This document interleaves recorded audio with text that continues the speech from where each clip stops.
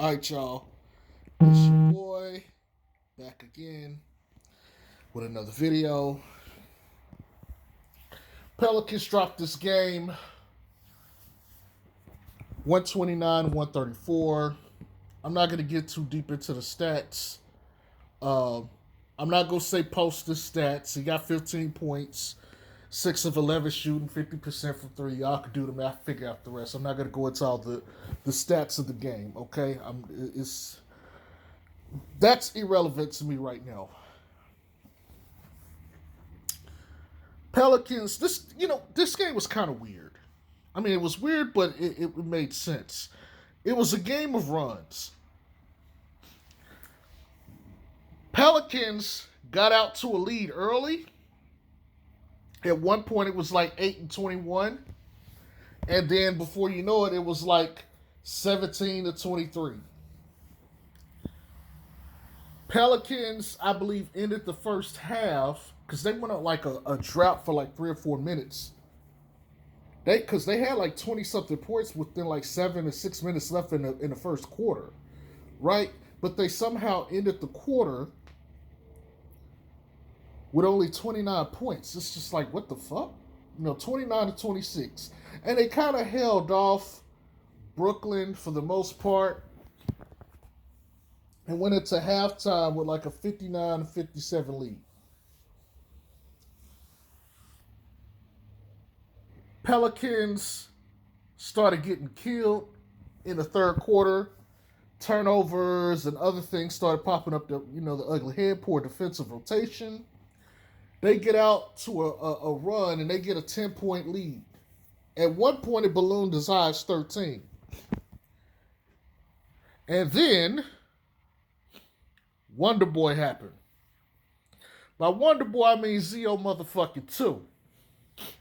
Now, right before the game started, I said, you know what? I think this is going to be a real good game for Lonzo. He only played 25 minutes, like 25 minutes, 55 seconds. So if you want to say 26, that's okay.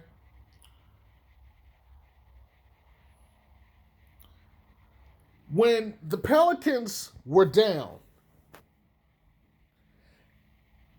he gave them about a 3-minute stretch. A fantastic fucking play. There was no, I got Brandon Ingram on the court with me, I'm giving him shots. There was no, I'm passing the ball to everybody else. What happened is Zoe said, we need plays. Damn it, I'm finna make a play. So he goes down the court. He misses a shot. Okay, no problem. Gets the ball back, goes down the court, cuts across the mid-range to that left elbow, takes a mid-range jump shot, knocks it down. Okay? Gets the ball again, goes to the hoop, gets the layup, bam. Gets the ball again, goes down there, knocks down the three, damn.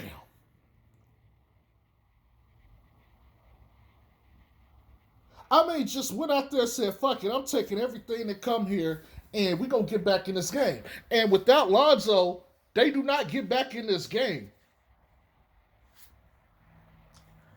For a stretch, when they couldn't get anything going, he gave them everything. He even made, I believe, an assist to Najee Marshall, which cut the lead down to like 2 or 3 before he got subbed out because he was still on minutes restriction. And then Zion and group got the game down to 1 point. They went into the fourth quarter 93-92. So it's not like they didn't play good. They played very, very solid. The problem is,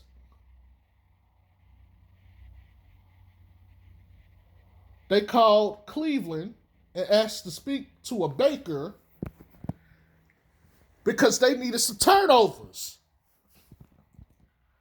Turnovers and free throws. That's really what this game come down to. Turnovers and free throws. And if you want to talk about defense was definitely there. It was definitely an issue.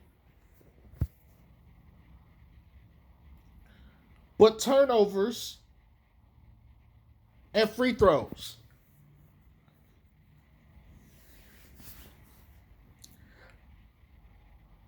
Now, there was something that caught my eye while this game was going on. And noticed this in the third quarter because I noticed around like 2 minutes left into the first. I was like, you know what? I haven't been paying too much attention to the defense that Brooklyn is playing. And so I was like, okay, for the second half, and I hope I don't miss too much because, they make adjustments. I was like, let me hone in on and watch what they're doing on defense. So we get into the third quarter, and I'm starting to notice a certain pattern. I'm like, okay. Every time Zion touches the ball, there's like 3 defenders there. Okay, what about BI? Okay, every time BI touches the ball, there's like 2 defenders there. Okay. But this has been going on for games. This is nothing new. But my question was, how is this happening? And so I noticed something peculiar about their formation. I was like, that shit looks like a diamond. And I was like, wait a minute.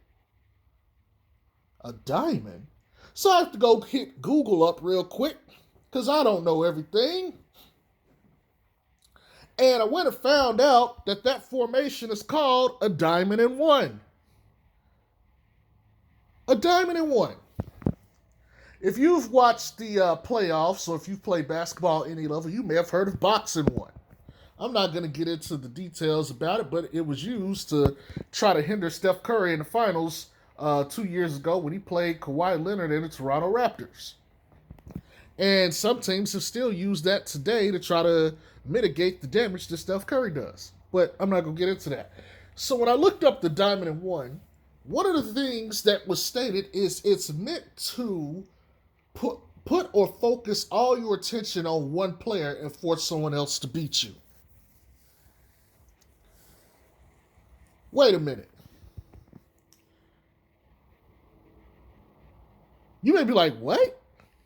I kid you not. I Google searched this and I went and looked at the first thing that popped up and I started reading. It's to take away like a one-man wrecking crew, basically, and force everybody else on the team to have to beat you. So what the hell does that mean? Brooklyn's defense didn't care about anybody else except Zion. And they only ran it when he had the ball at the top of the key. They kind of makeshift went into it any other time that everybody else had the ball, but they didn't care. They felt like they could face guard them, with the exception of BI. BI is the only other person they wanted to devote, defenders to. Everybody else is just like, we'll just face guard you. It's no issue. But yes, when I read about the diamond in one, was that it is used for like teams that are one person or one player heavy. Any team that has a guy who does most or all of the work, use it to try to take it away from him and eliminate his effect on the game. Incredible stuff. Incredible stuff. All it took was for me to just watch and pick that up, and you go find this kind of information online. Like I say, I'm not an expert on basketball. I don't know everything about basketball. Sometimes I'm learning shit as I go watching the game. But I hope you guys noticed that. But the point here is they had made their defense to tackle Zion, to adjust or fix the Zion issue. Now, here's something else, too, I want to talk about defensively. In the late game, they opted to switch Lonzo onto Kyrie because he was on Joe Harris. And what I noticed is the entire game, whenever Lonzo was on Joe Harris wasn't able to get a shot off, wasn't able to hit. Lonzo tracked him pretty well, fought over screens decently. He was able to close out on him and prevent him from getting good looks. But the minute he got off of him, you know, Joe Harris started firing. Kyrie took a play and went 1-on-1 with Lonzo. And it was a tough one. He had to do a spin move fade away into a jump shot, and he had lost Lonzo, but he had to put in that kind of work to get around Lonzo's length. That was on the left side of the court. What they did the next play is they went down, they put Lonzo on him on the right side in the pick and roll. Kyrie passed off the ball. It was like, okay, I'll hold Lonzo, y'all beat him. And they hunted Zion and B.I. in the pick and roll. They also hunted Najee Marshall being a relatively new. They basically hunted the continuity, the chemistry. They attacked those three guys on the strong side of the court and left Lonzo isolated on Kyrie on the weak side. Good stuff. This is good quality stuff. Just little things you could look at and notice in the game. They had a game plan to take Lonzo off of whoever they needed the threat was. Hint, hint, hint. Pelicans sure could use a perimeter defender outside of Lonzo. It would be nice if they had some other guard in the game who could start next to him, who could, guard the perimeter. So when they inevitably do a sign and trade or lose Lonzo, don't be surprised if you see them go get another guard or someone who can guard the perimeter. Okay? They need it. If they lose Lonzo, they're going to need two. But they desperately need it. But anywho, good stuff. Good stuff by Steve Nash and his coaching staff. I liked what I was seeing there. Good basketball is always fun to look at it break down. Having said that, look, man, this is the fucking Pelicans. We should be used to this by now. I know I am. But I'm going to give them credit for this game. They fought. However, there's a certain player I need to talk about right now. Zion Williamson. Look, Zion went and got his 30 points, yada, yada, yada, okay?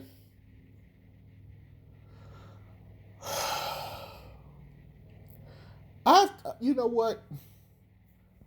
I was one of the few people that have said this, and truth be told, I haven't seen anyone else say this shit. I called this shit around January. I said Zion Williamson's handles are garbage. Garbagier. His handles are not what people are making it out to be. And you want to know something? He has a habit of the ball bouncing off of his foot and making errant turnovers when you least need them. Like tonight. Pelicans are fortunate enough to get a rebound. And I forgot who it was that they had sent to the line. But they sent a player to the line. I think his name was Brown. I could be wrong. Misses a free throw. They get a rebound. They got like 10 seconds left. They get a pass down court to Zion with Kyrie on him. He gets the ball, jumps and reaches and retrieves the ball, and he still got like a couple seconds left. And they're down by 3, mind you. There's like 4 seconds left in the game at this point.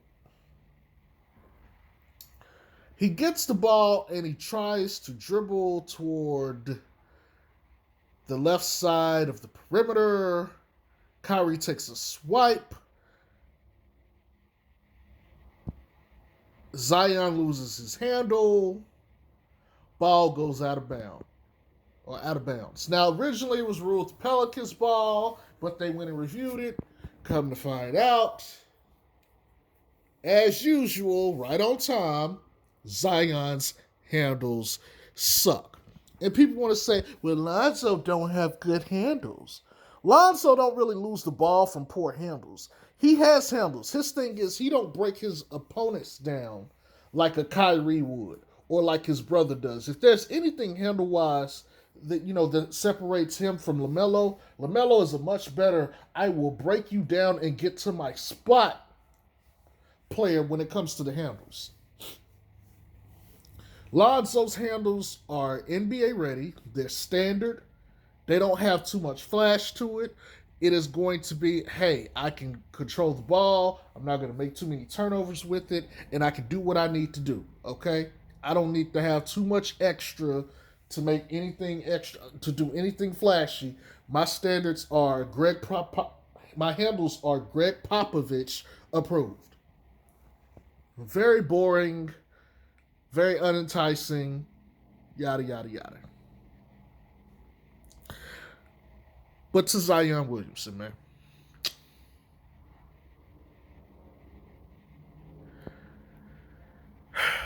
I've been preaching about this man handles all season.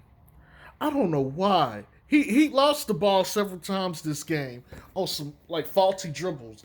And I don't get it. I don't get it. Like I sure you gotta make a play. One, I don't know why he's gonna end up taking a 3-point shot, which I'm not gonna lie, I kinda had faith that if he took the shot, I thought he was gonna make it. If he, I don't want to bullshit. I'm glad he got the ball because I had a feeling if he took a three, something in me was just like, if he take that motherfucker, it's going in. It just felt like if he were gonna take a shot, it was gonna go in. But it just so happens Kyrie was having a better night, and he forced the turnover, and Brooklyn wins the game.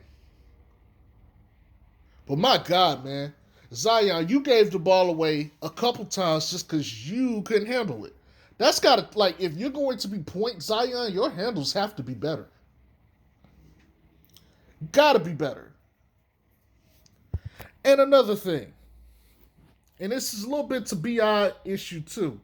You guys have got to be better about using your teammates when y'all get dribble penetration, whether it be just off of your own greatness or pick and roll or what have you. You guys get to your spots and you're not looking for other teammates. You get penetration and you're going straight to get you.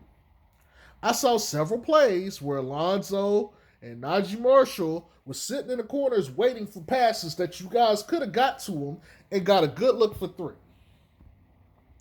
To Brandon Ingram's credit, he was on tonight. He was knocking down shots. If I'm not mistaken, he was like 10 or 17. I get it. But for me, good basketball is good basketball. It doesn't matter, whether you win or lose, but due to the percentages, I want to see the right plays made more times than not. And I get it. There's a lot of pressure for those two on the offensive end. So I completely understand. But at the end of the day, they got to be better, and they will with time. This was another winnable game, but unlike the others, I'm a little bit more satisfied with this. This is a team who is going to be vying for the championship this year. And this is an okay loss.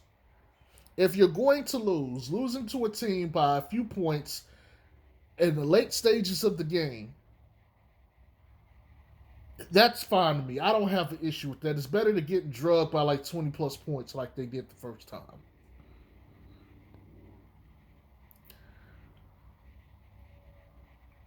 I'd like to see Lonzo perform more like he did in the third quarter tonight. And I don't know if it was because he felt more comfortable because there was a tad bit more space on the floor, or if he just felt the need to take over because he didn't think, they were getting enough. I don't know what it was. I don't have an answer for that. But I would like to see more of Lonzo in the third quarter because I think that is what peak Lonzo is going to be. And my God, if peak Lonzo ain't going to be a motherfucker to fuck with. All three levels. Beautiful basketball. We got to see more of that. Speaking of all three levels, BI. Very good shot maker. I don't want people to think I hate BI. I love BI. I think he's a phenomenal player. I think he has a lot of potential going forward. I think he still has room to improve like everybody else. He had a very good game tonight. Missed a late free throw here and there.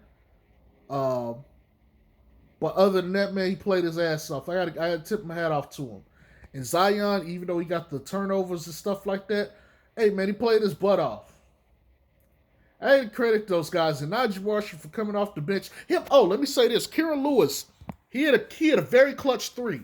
Let me not forget Kira. Kira hit a very clutch three this game that actually helped keep them in the game. So let me give shout outs to Kira. I don't too much talk about him on my channel, but let me show respect to the young gun out there. I'm watching. I like what I see from him. The Pelicans don't use him well enough. They don't use him right. He has a lot of room to grow. He has a lot of room to grow. In fact, I kind of wish Kira would have found himself on another team and not the Pelicans, because I think he would have been better for another team right now. Like, there's a lot of teams I think would have been better off with him. New York, Chicago, Orlando, even though they have Fultz, but Fultz is out for the year. There's a lot of teams I think could have used him. Hell, even Phoenix, put him off the bench right behind Chris Paul. Let Chris Paul, use him and mentor him and stuff and teach him the game. Several places I think he would have been better off playing than the Pelicans this year. But you know what? He's a talented guy. You got to tip your hat off to him. He's had a bunch of stretches of games where he's just not shot well from three. For him to come in and be confident to take that three-pointer late in the game and to knock it down to keep them in the game and give them life, kudos to that young man. Outside of that, man, look, everybody else is garbage in my eyes. Jackson Hayes, and not so much. He got in foul trouble, so he really didn't get into a rhythm. But Steven Adams, way too slow. He don't fit with, garbage. Bledsoe, hot garbage. Willie Hernan-Gomez, he knocked the shot down here or there, but other than that, still garbage. Outside of that, that's the game. That's the game. Good.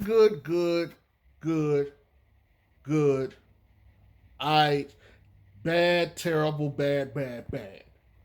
You pretty much figure out what players I'm talking about based off of that synopsis, okay? I don't even have to say. You pretty much like, okay, I know who had the bad game, I know who had the good game. But anywho, that's all I got. I need to go ahead and get ready for work in the morning. So I hope y'all have a good night. Peace. And oh, by the way, let me say this too. This is not going to be basketball related. So if you don't want to hear this shit, go ahead and end the video here. But let me just say this, right? I know a lot of people are talking about the verdict of the case and everything. Here's my thing. I don't care that there's a guilty verdict. I only care about the sentencing. No matter what side you stand on this, and this is going to be my argument whether I believe if someone's been guilty or innocent. I only care about the sentencing. I hope that the punishment is worthy of the criminal conviction. Don't give a man 3 guilties and say, oh, he's going to do 7 years, he can get out and, 3 on parole, some bullshit like that. No. If you take a man's life and you're guilty of it, you need to be serving life, near life, or death. You need to be on death row. One of those. Anything else, and I know you're going to be like, oh, well, there's laws that say you have to, only convict, give them certain amount of years. No. Punish to the maximum extent. The only way to set a new precedent and new standard is to start doing things that get you to that point. If you sit there and you kill a man that unnecessarily, and they can get off with a couple years, well, guess what? There's no punishment. I can go out there as a cop, kill anybody with no kind of, accountability. All right? So this man's convicted. He's guilty in the eyes of the court of law. If the maximum you can get that man is, say, 46 years, he need all 46. Period. In the discussion. And it's sad because in Columbus, Ohio, a 15-year-old black girl was killed today shortly after that verdict was handed down. Shot to death by the police. 15-year-old girl. I don't have all the facts to this, but from what I've read, she was being attacked, harassed, or bullied or something. She had a knife for self-defense. She put the knife down. Cop shot her. Now, I don't know the entire, spiel for that, so I'm not going to get into that case, but, that's crazy. That is crazy. 15-year-old girl. Gone. Let me get off here before I start a rant. Y'all have a good night.